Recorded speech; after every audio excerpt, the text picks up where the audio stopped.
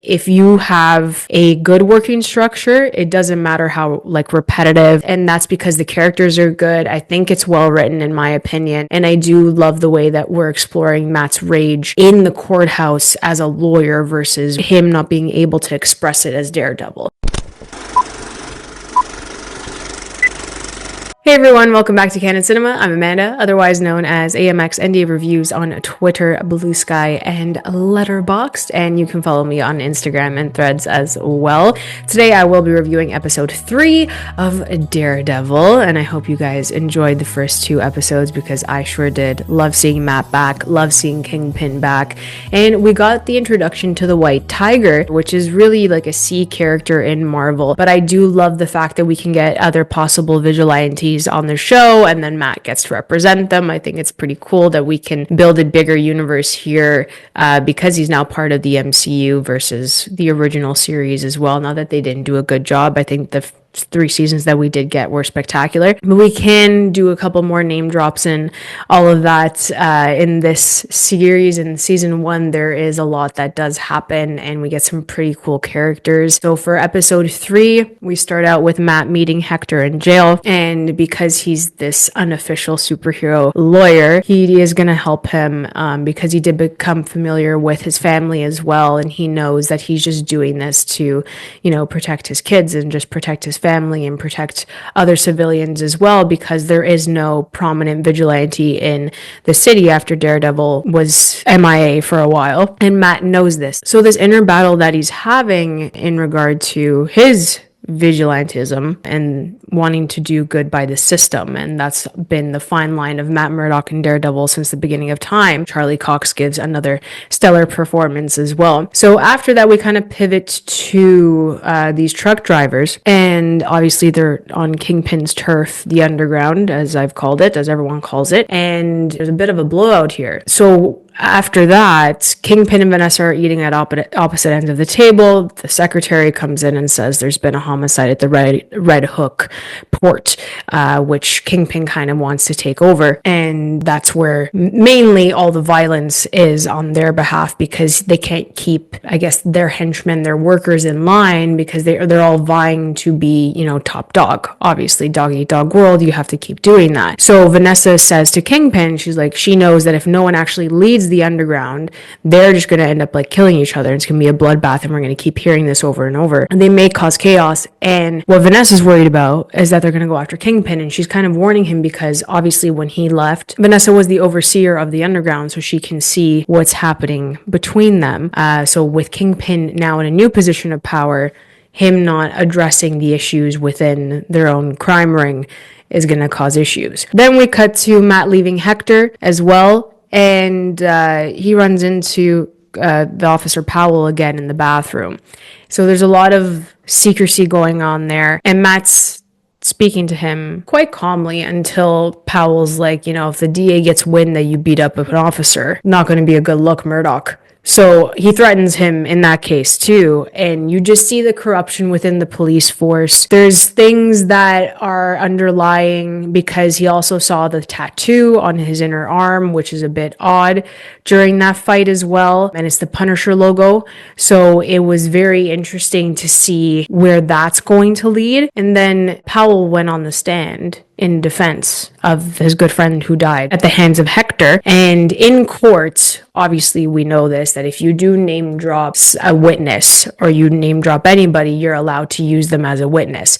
So in this case, Matt does speak about Nikki Torres and presses Officer Powell on the stand about Nikki Torres as this informant. So then he can eventually use Torres on the stand because he didn't name drop him in court. However, at the mention of Torres's name, the cops that are in the actual courtroom, they're all whispering like, oh no, not Nikki Torres. Like it seems like a bad idea for him to put him on the stand because they don't know if he's going to talk or if he's not going to talk, considering his link to the police officers. So as Matt waits for the witness, which is Nikki Torres, to be brought in by his friend Jerry, who's working with him. He found out where he is and everything, because after he went on the run in episode 2, they had to track him down. So Jerry did a little switcheroo where they were going to put Torres in one car and then he ended up putting him in another car, and Powell went out of his way after he steps off the stand to kind of block Torres from entering the courthouse, which is just crazy. So they did a little switcheroo with the taxis, and then bada bing bada boom, Torres is in the courthouse a bit longer than anticipated, but he does get on the stand. So Matt presses him, it's his witness, he's going off, but Torres doesn't want to go against the police officers who did end up helping him and lend a helping hand because of the many strikes against him. He struck a deal with the cops to become an informant. So he's obviously not going to out the cops in this particular case because of the way that they helped him. Pure corruption. We've seen this before, but I do like the way that this has been structured. I know it's like by the numbers textbook, but it's working. And as I say, like if you have a good working structure, it doesn't matter how like repetitive or unoriginal it is. And that's because the characters are good. I think it's well written in my opinion. And I do love the way that we're exploring Matt's rage in the courthouse as a lawyer versus him not being able to express it as Daredevil. So it's very interesting how he attempts to compose himself, but there's just things bubbling at that surface, and that's why each episode is just so intriguing to watch because of how Matt Murdock is unraveling here after the loss of Foggy. So Kingpin has another like right hand, and it's this British dude that he sends to the Red Hook port to kind of calm things down with his workers there, and they kind of strike a deal with Kingpin as well because they need to understand that someone has to lead here, and Kingpin's not doing anything about it. So Kingpin is going behind Vanessa's back, not telling her any of his plans. We don't know his plans yet. Like this is just the beginning of what we see, and it just gets worse, let me tell you. Like it just spirals, and it's very good. So Kingpin says, in order for the city to go back to normal, chaos must reign and peace needs to be broken. This is Kingpin's mindset. It's a bit harsh what he ends up doing. Okay, it's just a bit harsh, but it's Kingpin. So what do we expect? Then we go flashback to court. There's not much Kingpin stuff in this episode. It's not Kingpin heavy.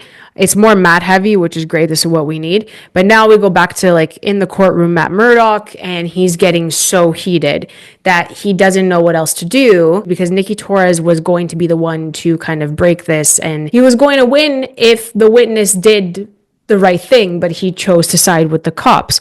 So in this case, Matt scrambles last minute and he reveals to the court that Hector Ayala is actually White Tiger to the court, pulls out his mask and says that he is a vigilante.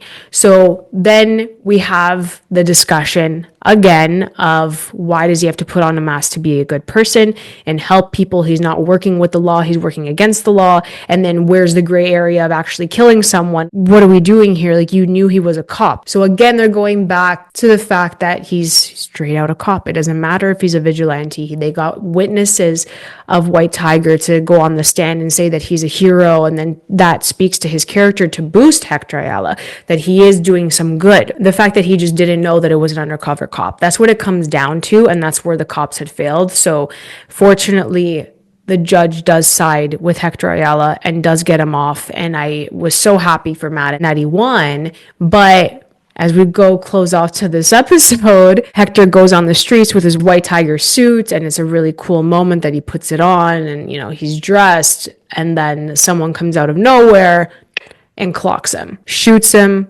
and White Tiger is dead. Everyone's like, what a throwaway. Not a throwaway.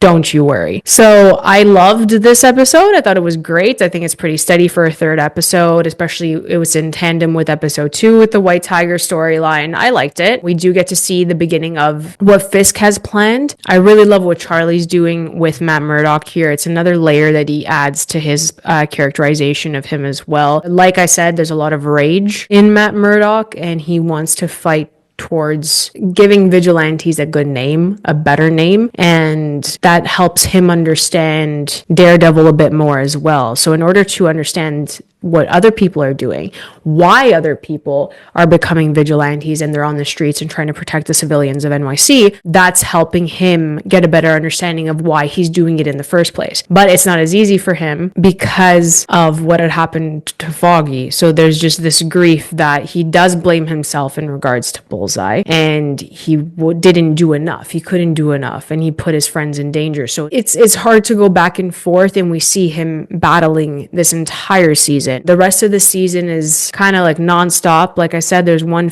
kind of filler episode, but it's necessary. It's a fun one, and I really liked it. I loved episode 3, and I hope you guys did too. There are 9 episodes, so from episode 5 onwards, it is a whirlwind, and it's a lot of fun.